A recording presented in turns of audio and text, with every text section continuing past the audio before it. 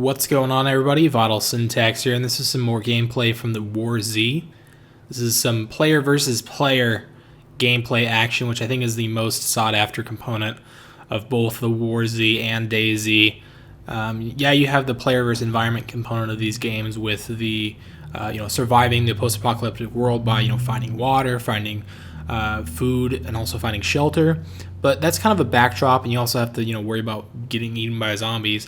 But that's kind of a backdrop to really what these games are all about, is the player versus player. And it doesn't actually have to be player versus player. It could be player and player.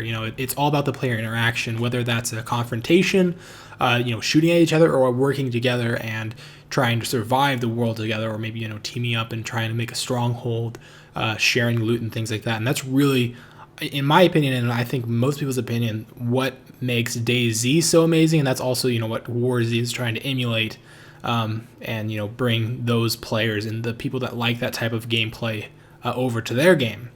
So this is some staged gameplay, at least from what I could tell it was staged. It seemed like most of the videos that they've released so far are staged. Although, I'm not positive. That's just what I would guess. That's what it kind of looks like.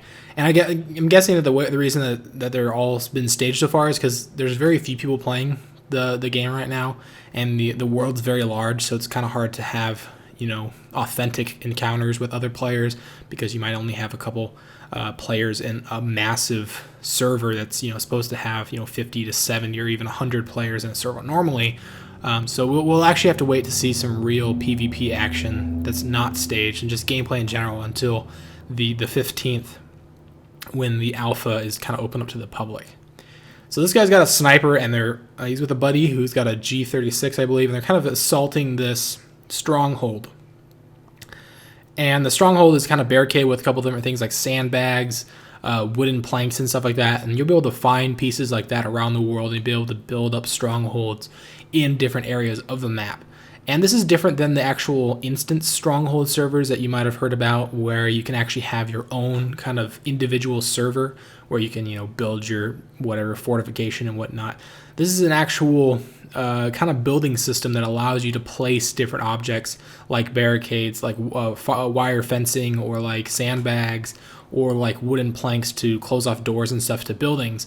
Similar to what you have in DayZ. You can have the barbed wire, or you can have the sandbags down. You probably need some type of toolkit, although I don't know if we've seen anything about that yet. In DayZ, at least, you have to have a toolkit to kind of remove those items if they're in your way. So he's taking out a couple different guys in this location with his sniper rifle. It seems to be a one-hit kill to the head, or at least he's trying to get headshots. It looks really powerful. And you also notice he's getting hit markers, which I think is an awesome feature. I personally really like hit registration, kind of give you that feedback of if you're actually hitting your target. I know it's kind of unrealistic, but regardless. So they kind of take over control. You can see all the loot that kind of sprayed out of all these players that they killed. I think they killed 4 guys in the stronghold area, and they dropped quite a bit of loot. And it seems, once again, unfortunately, it seems like the loot is extremely common. You can see this guy's got a G36. There's another G36 on the ground. His partner's got a G36. He's also got a sniper rifle. There's another G36 outside.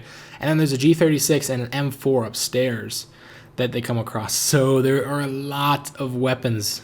And I hope that that's not representative of what the game's actually going to be like. There should be weapons very, very scarcely. You should...